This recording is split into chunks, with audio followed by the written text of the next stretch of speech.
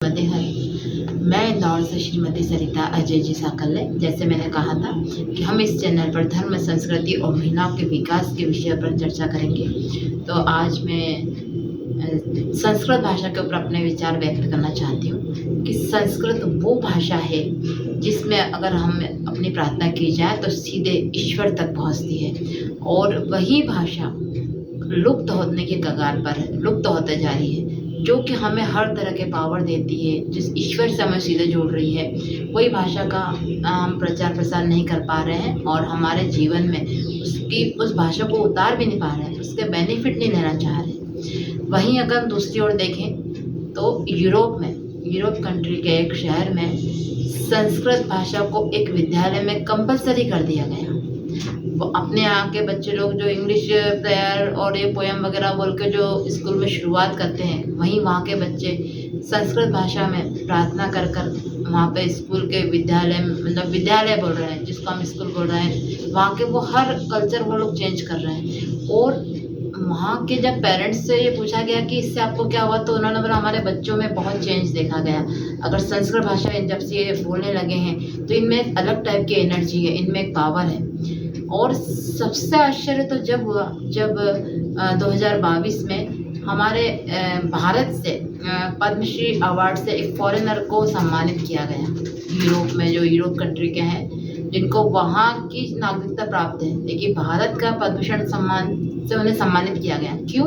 क्योंकि वो व्यक्ति ने संस्कृत भाषा का प्रचार किया और स्कूल में कंपलसरी किया यूरोप कंट्री में। तो हम जो हमारी खुद की जड़ें मजबूत कर सकता है, जो हमारी पहचान है, हम उससे क्यों दूर हैं। दूसरी एक बात बोलना चाहूँगी कि महिलाओं का देश के विकास में और परिवार, नगर, शहर में सबसे बड़ा योगदान होता है। अगर हमने आने वाली पीढ़ियों को मजबूत बनाना है, स्तंभ बनाना है, तो महिलाओं को विशेष योगदान देना होगा।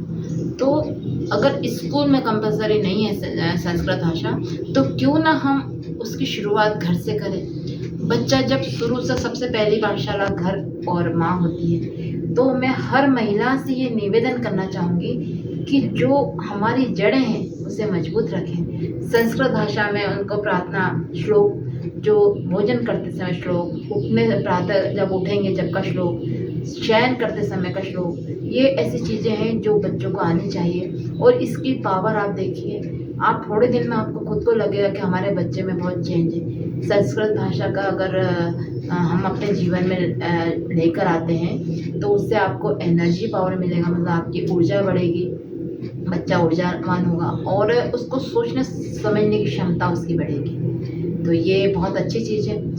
दूसरी बात मैं ये बोलना चाहूँगी कि महिलाओं को भी शिक्षित आदिकाल से शिक्षा मिलती आई है, पर वो कैसे मिलती आई?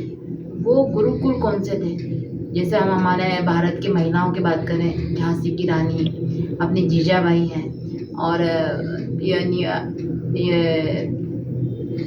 जो भी जितनी भी महिलाओं का जो इतिहास में जो नाम लिया गया है, तो वो महिलाएं वो कहाँ से उनको शिक्षा मिलती थी?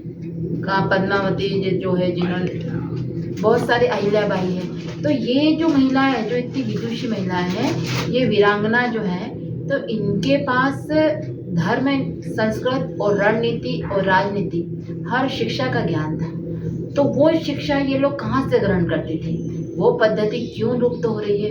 इस विषय पर भी महिलाओं को सोचना चाहिए, मनन करना चाहिए। हम आधुनिक होते जा रहे हैं, पाश्चात्य सभ्यता की ओर हम इतनी तेजी से बढ़ रहे हैं कि हम अपनी उसको जड़ों को छोड़ते जा रहे हैं। अपने जड़ों मजबूत करना है तो हमको पाश्चात्य सभ्यता को छोड़कर धर्म, संस्कृति पर चलना होगा, संस्कृत भाषा का सम्मान करना होगा और उन विदुषी महिलाओं का इतिहास जानना होगा कि जिन्हें यह शिक्षा कहाँ से मिलती थी, वो इतने उनके पास पावर कहाँ से आई।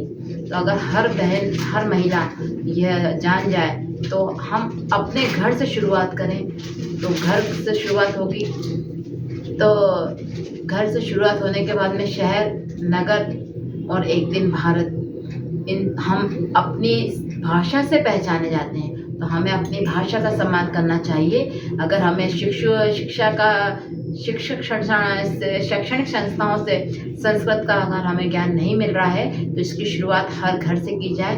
महिला दिवस के उपलक्ष्य में मैं अपनी बात यही महिलाओं से निवेदन कर रही हूँ कि संस्कृत भाषा का प्रचार प्रसार करें और अपने बच्चों को अभी न्यू जब डालेंगे तो बच्चों को शुरुआत से ही मंत्रों की शिक्षा दी जाए, ताकि उनमें एक एनर्जी, एक पावर आएगी जो उनके जीवन के लिए बहुत आवश्यक होगी।